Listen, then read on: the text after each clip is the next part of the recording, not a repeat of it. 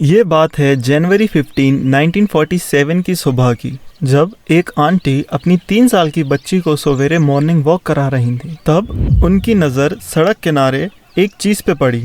वो स्टार्टिंग में उन्हें लगा कि किसी मूवी सेट का प्रॉप है या कोई मैनिक्विन है जो कि किसी का काम का नहीं था, इसलिए हो सकता है उसने सड़क किनारे फेंक दिया हो। बट जब वो उसके पास गई, उन्हें तब रियलाइज़ हुआ कि ये कोई मैनिक्विन नहीं, ये एक डेड बॉडी है। ये डेड बॉडी थी एलिजाबेथ शॉर्ट्स की, जो कि 2 हिस्सों में बटी हुई थी। उसके पेट वाला एरिया से उसकी बॉडी को 2 हिस्सों में काटा गया था और अपर बॉडी और लोअर पार्ट को 1 फीट दूर रखा गया था। उसकी बॉडी पूरी सफ़ेद हो गई थी इस वजह से क्योंकि इसमें ज़रा सा भी खून नहीं था। और धीमे धीमे ये केस बना अमेरिका की हिस्ट्री का सबसे कॉम्प्लिकेटेड मर्डर मिस्ट्री।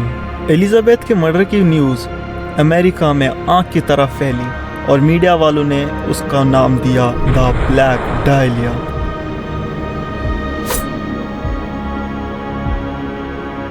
तो एक बार फिर से आप सभी का हमारे YouTube चैनल पर बहुत बहुत स्वागत है। आज हम बात करने जा रहे हैं एक ऐसे देश की जो अपने टेक्नोलॉजी और अपने कल्चर के मामले में बहुत ही फॉरवर्ड माना जाता है। जी हाँ, मैं बात कर रहा हूँ यूनाइटेड स्टेट्स ऑफ अमेरिका के लॉस एंजलिस की।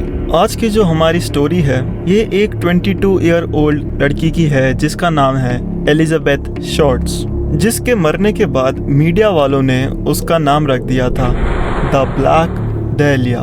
इससे पहले हम ये जाने कि एलिजाबेथ का मर्डर कैसे हुआ था, हम ये जान लेते हैं कि एलिजाबेथ का बैकग्राउंड क्या था। एलिजाबेथ शॉर्ट्स बॉर्न हुई थी मैसाचुसेट्स में और इनके अलावा इनकी 4 बहनें और थीं। इनके फादर का नाम था क्लियो एल्विन, जो कि नेवी में एज अ ट्रूप काम किया करते थे, एंड इनकी जो मदर थी वो एक हाउसवाइफ थी। क्लियो एल्विन की तबीयत थोड़ी खराब होने लगी तो उन्होंने नेवी ट्रूप का काम छोड़कर अपनी पूरी सेविंग एक गोल्फ कोर्स में इन्वेस्ट कर दी।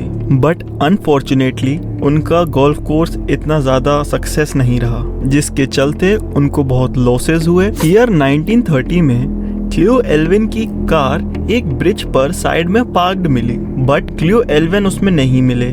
कुछ दिनों बाद अथॉरिटीज ने ये डिक्लेयर कर दिया कि क्लियो एल्विन मर चुके हैं, जिसके चलते फैमिली की पूरी रिस्पॉन्सिबिलिटी एलिजाबेथ की मदर के ऊपर आ गई।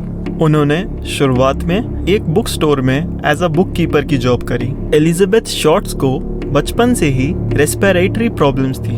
उसको ब्रोंकाइटिस और एस्मा जैसी बीमारियां थी। At the age of 15 Elizabeth की लंग सर्जरी भी हो चुकी थी। एलिजाबेथ के डॉक्टर ने उसकी मॉम को ये सजेस्ट किया कि आप एलिजाबेथ को कुछ समय के लिए एक ऐसी जगह शिफ्ट कर दीजिए जहाँ पे उसको फ्रेश एयर और अच्छा इन्वायरमेंट मिले।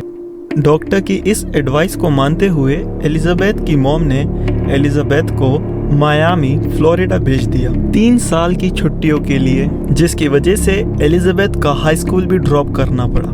लेट 1942 में एलिजाबेथ की मदर के पास एक अपॉलॉजी लेटर आया जो कि उनके हस्बैंड के द्वारा भेजा गया था। उस लेटर में ये लिखा हुआ था कि एलिजाबेथ के फादर जिंदा हैं और उन्होंने अपनी न्यू लाइफ स्टार्ट कर दी है कैलिफोर्निया में। उसी साल at the age of 18 Elizabeth अपने फादर के घर चली गई।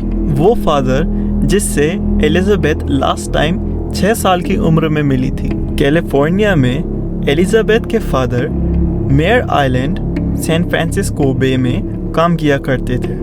एलिजाबेथ और उसके फादर के बीच में कुछ समय बाद बहुत आर्ग्यूमेंट्स होने लगी, जिसके चलते अगले साल जनवरी 1943 में एलिजाबेथ अपने फादर का घर छोड़कर चली गई। एलिजाबेथ शिफ्ट हो गई फ्लोरिडा में। एक बार सितंबर 23, 1943 में एलिजाबेथ को अरेस्ट कर लिया गया क्योंकि वो अंडर एज थी और वो लोकल बार में ड्रिंक कर रही थी फ्लोरिडा में। एक बार वहाँ एलिजाबेथ की मुलाकात हुई major Matthew Michael Jordan junior से, जो कि एक एयरफोर्स के पायलट थे और उनकी पोस्टिंग हुई थी एशियन जोन में वर्ल्ड वॉर 2 के टाइम पर। एलिजाबेथ के फ्रेंड से उसे पता चला कि जॉर्डन उसको शादी के लिए प्रपोज करने वाले हैं।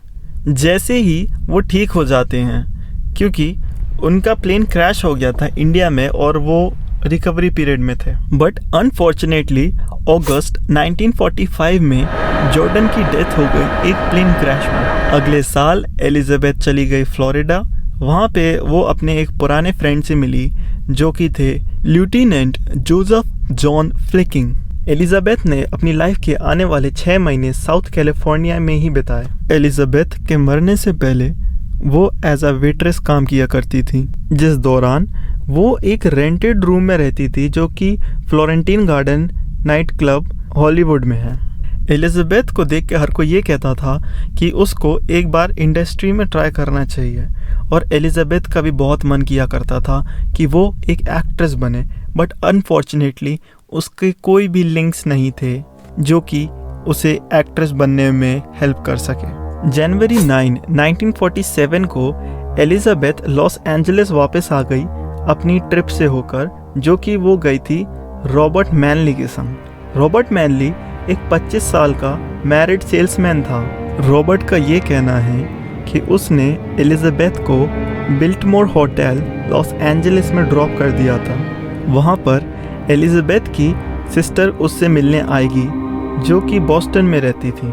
जब होटल के स्टाफ से पूछताछ की गई तो ये पता चला कि उन्होंने एलिजाबेथ को टेलीफोन यूज़ करते हुए देखा था, जिसके बाद एलिजाबेथ को क्राउन ग्रिल कॉकटेल लाउंज के लोगों के साथ देखा गया था, जो कि उसके बिल्टमोर होटल से लगभग 600 मीटर दूर था।